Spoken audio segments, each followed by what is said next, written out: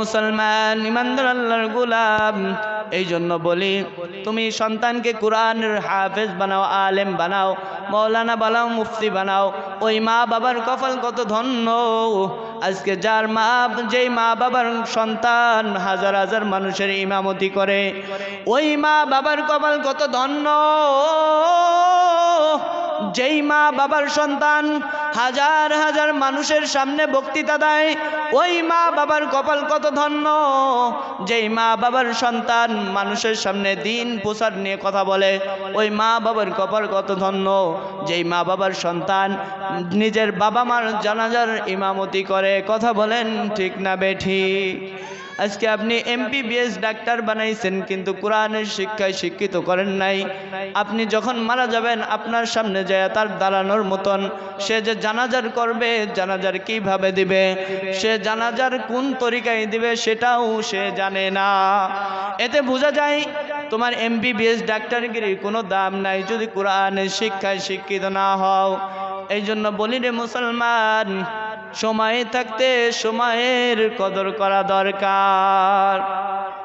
আজকে অনেক নিউজের মধ্যে, অনেক পেপারের মধ্যে শোনা যায়, অনেক জায়গায় অনেক জায়গায় থেকে খবর আসে বাবা মাকে বৃদ্ধাশ্রমে রেখে দেয়। তার একমাত্র কারণ মুসলমান আমরা ছেলে মেয়ে আমাদের মুসলমানের ঘরে জন্মগ্রহণ করছে, কিন্তু কোরআনের শিক্ষায় শিক্ষিত করি নাই। ও মুসলমান, ভালো করে শুনিয়া নেন। আল্লাহ তাআলা সূরা আর রহমানের মধ্যে বলেন, আর রহমান আল্লামাল কুরআন খলাকাল ইনসান। আল্লাহ বলেন, দয়াময় আমি আল্লাহ তাআলা, দয়াময় আমি আল্লাহ তাআলা সর্বপ্রথম কোরআনকে সৃষ্টি করলাম। কেন কোরআনকে সর্বপ্রথম সৃষ্টি করলেন? খলাকাল ইনসান, কোরআনকে সৃষ্টি করার পর মানুষকে সৃষ্টি করলেন। আল্লাহ বলেন, কেন কোরআনকে আগে সৃষ্টি করলাম? মুসলমান কিভাবে হাঁটবে, মুসলমান কিভাবে নামাজ পড়বে, মুসলমান কিভাবে রোজা রাখবে, মুসলমান কিভাবে হজ করবে, মুসলমান কিভাবে যাকাত দিবে, মুসলমান কিভাবে খানা খাবে, সবগুলো কোরআনের মধ্যে বর্ণনা দেওয়া আছে। কথা বলেন ঠিক না বেঠিক? এই জন্য আল্লাহ তাআলা সূরা আর রহমানের মধ্যে বলেন, আর রহমান দয়াময় আমি আল্লাহ তাআলা খলাকাল ইনসান আল্লামাল কুরআন, সর্বপ্রথম কোরআনকে নাজিল করলাম। খলাকাল ইনসান, তারপরে মানুষকে সৃষ্টি করলাম। এই জন্য মুসলমান, এখান থেকে বোঝা যায় সূরা আর রহমানে আল্লাহ তাআলা যেভাবে বর্ণনা দিলেন, এখান থেকে বোঝা যায় আমি যদি পরিপূর্ণ মুসলমান হইতে চাই, তাহলে সর্বপ্রথম আমার কোরআনের শিক্ষার প্রয়োজন, কোরআনের শিক্ষা দরকার। কোরআনের শিক্ষা যদি না থাকে, আমরা পরিপূর্ণ মুসলমান হইতে পারবো না। আজকে মুসলমান কাকে বলে সেটাও জানি না, অথচ আমাদের মুসলমানের ঘরে জন্ম হয়েছে, আমরা ভাবতেছি আমরা পরিপূর্ণ মুসলমান। মুসলমানের ঘরে জন্ম নিলেই মুসলমান হওয়া যায় না রে মুসলমান। মুসলমান ওই সমস্ত ব্যক্তিদেরকে বলা হয় যাহার চলা, যাহার ফেরা, যাহার খাওয়া, যাহার উঠা বসা সব হবে আল্লাহ এবং আল্লাহর রসুলের তরিকায়। কথা বলেন ঠিক না বেঠিক? আজকে মুসলমানের সন্তান ওপেনে গুনাহের কাজের মধ্যে লিপ্ত হয়। মুসলমানের সন্তান কিভাবে খানা খাবে সেটাও জানে না। মুসলমানের সন্তান কিভাবে নামাজের মধ্যে আল্লাহকে ডাকবে সেটাও জানে না। মুসলমানের সন্তান কিভাবে আল্লাহকে শ্রদ্ধা করবে, আল্লাহর হুকুম পালন করবে, কোনটা জায়েজ কোনটা না জায়েজ সেটাও জানে না। তার একমাত্র কারণ হলো কোরআনের শিক্ষার অভাব।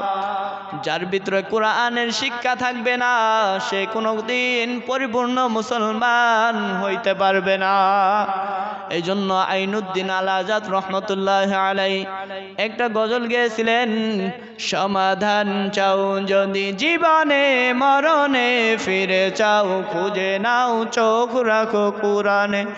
সমাধান ও সমাধান, সমাধান চাও যদি জীবনে মরণে ফিরে চাও খুঁজে নাও চোখ রাখো কোরআনে সমাধান ও সমাধান তবেই পাবে সুখ শান্তির ঠিকানা তবেই পাবে সুখ শান্তির ঠিকানা যদি মেনে নাও তুমি মনে প্রাণে সমাধান ও সমাধান সমাধান চাও যদি জীবনে মরণে ফিরে চাও খুঁজে নাও চোখ রাখো কোরআনে সমাধান ও সমাধান ও মুসলমান ইমানদার আল্লাহর গোলাম আপনি আমি যদি ভালো সমাধান চাই তাহলে কোরআনকে আঁকড়ায় ধরতে হবে কোরআনের হুকুম বাস্তবায়ন করতে হবে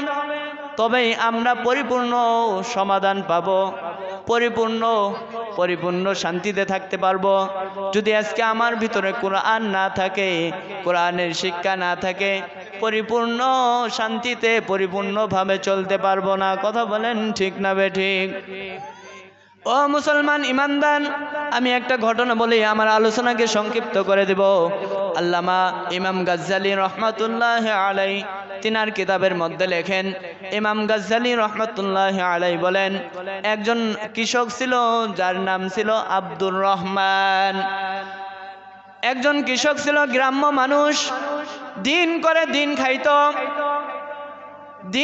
দিন খাইতো কিন্তু গরিব মানুষ দিন করে দিন খাইতো সে তার কোনো কোরআনের শিক্ষা ছিল না সে কোরআন কিভাবে পড়বে সেটাও সে জানতো না একদিন হঠাৎ করে সেই ব্যক্তিটা মারা গেছেন আল্লাহ পাক রব্বুল আলামিন ইমাম গাজ্জালী রহমাতুল্লাহ আলাইহিকে স্বপ্ন যুগে জানায় দেন ও ইমাম গাজ্জালী অমুক গ্রামের মধ্যে অমুক আমার এক বান্দা মারা গেছে সে তার জানাজার করার মতন ওই রকম কোনো লোক নাই তার গোসল দেওয়ার মতন কোনো মানুষ নাই ও ইমাম গাজ্জালী তুমি ওই গ্রামের মধ্যে যাও আমার বান্দাকে গোসল দাও তারপরে জানাজার নামাজ পড়াও ইমাম গাজ্জালী রহমাতুল্লাহ আলাই তিনি হাঁটি পা করে ওই গ্রামের দিকে রওনা করলেন রাস্তার মধ্যে মানুষের সাথে সাক্ষাৎ হয় ইমাম গাজ্জালী রহমাতুল্লাহ আলাই মানুষদেরকে ডাক দিয়ে বলেন ও ভাই এই গ্রামে নাকি একজন মানুষ মারা গেছে যার নাম নাকি আব্দুর রহমান তার বাড়ি কোথায় গ্রামের মানুষ জবাব দেয় ও হুজুর আপনি কোন জায়গার থেকে আসছেন তা তো আমরা জানি না তবে অমুক জায়গার মধ্যে যায় দেখেন তার ছেলেরা রাস্তার পাশে নিয়া কান্দাকাটি করতেছে জানাজার করার মতন কোনো লোক পাইতেছে না গোসল দেওয়ার মতন কোনো লোক পাইতেছে না ইমাম গাজ্জালী রহমাতুল্লাহ আলাই তিনি আগায় গেলেন যায় দেখলেন তার ছেলেরা বৈশা কান্না করতেছেন ইমাম গাজ্জালী রহমাতুল্লাহ আলাই তিনি ওই আব্দুর রহমান কৃষক আব্দুর রহমানকে গোসলের ব্যবস্থা করলেন গোসল করাইলেন জানাজার সারলেন তারপরে কবরের মধ্যে রাখলেন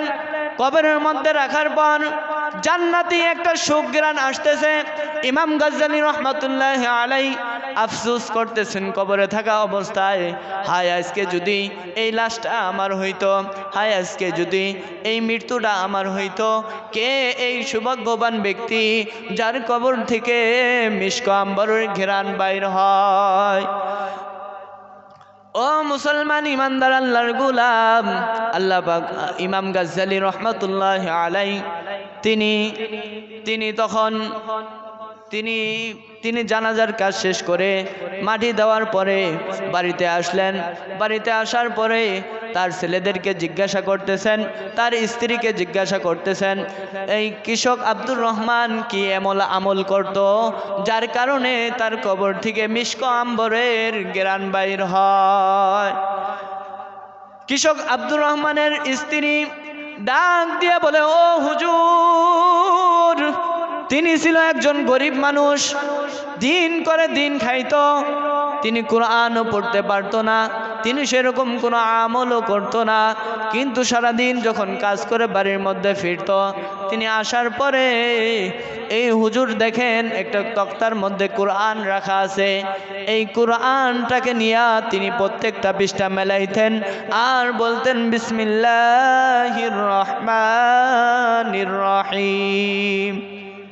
তিনি একটা করে পৃষ্ঠা মেলাইতেন আর বলতেন বিসমিল্লাহির রহমানির রহিম, আরেকটা পৃষ্ঠা মেলাইতেন, তখন বলতেন বিসমিল্লাহির রহমানির রহিম। এইভাবে তিনি প্রত্যেক দিন শুরু থেকে নিয়ে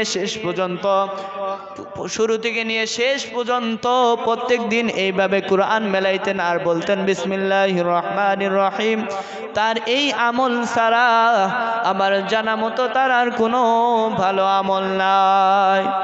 ইমাম গাজ্জালী রহমাতুল্লাহি আলাইহি তিনি ওই কোরআন শরীফটা হাতে নিয়া তিনি দেখতেছেন কৃষক আব্দুর রহমান যে কোরআনকে হাতে ধইরা পৃষ্ঠা ধইরা যে বিসমিল্লাহির রহমানির রহিম বইলা পৃষ্ঠাগুলো মেলাইছেন, এখনো যেন আব্দুর রহমানের হাতের ছাপ লাইগা আছে।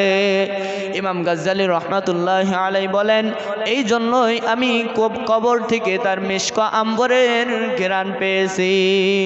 ও মুসলমান ইমানদার আল্লাহর গোলাম, এই ঘটনা দ্বারা বোঝা যায় যারা কোরআনের সাথে সম্পৃক্ত থাকবে, যারা কোরআনের শিক্ষায় শিক্ষিত হবে, যারা কোরআনকে ধরবে, যারা কোরআনকে পড়বে, যারা কোরআনকে মহব্বত করবে, তাদের হেফাজতের দায়িত্ব আল্লাহ তাআলা নিজেই নিয়ে নেবেন। বলেন সুবহানাল্লাহ। আল্লাহ তাআলা বলেন, ইন্না নাহনু নাযালনা যিকরা ওয়া ইন্না লাহু লাহাফিজুন। যারা এই কোরআনকে ধরবে, যারা এই কোরআনকে পড়বে, যারা এই কোরআনের উপর আমল করবে, ওয়া ইন্না লাহু লাহাফিজুন, আমি